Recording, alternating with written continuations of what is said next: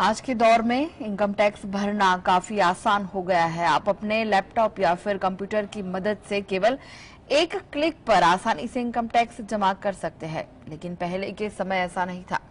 आपको income tax office जाकर line में लगकर टैक्स जमा करना पड़ता था। आइए जानते हैं आखिर भारत में इनकम टैक्स फाइलिंग की शुरुआत कैसे हुई। इनकम टैक्स डिपार्टमेंट की स्थापना 1922 में हुई। इसे देश में टैक्स सिस्टम की आधारशिला माना जाता है। इसके बाद 1924 में central board of revenue act लाया गया, जो कि इनकम टैक्स डिपार्टमेंट के कार्य को संभालता था।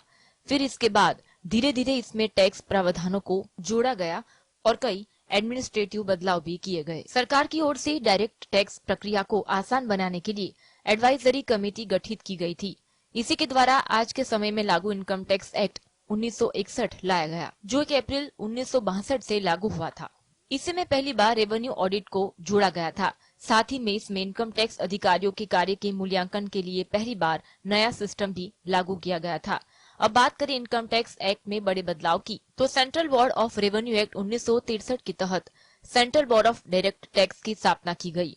1964 में एन्युटी डिपॉजिट स्कीम की शुरुआत की गई। 1981 में कंप्यूटराइजेशन की शुरुआत की गई। शुरू में केवल चालान को ही कंप्यूटर से भरा जाता था। 1984-85 महानगरों में 3 कंप्यूटर सेंटर्स खोले गए, जिसमें SN73 सिस्टम का उपयोग किया गया था।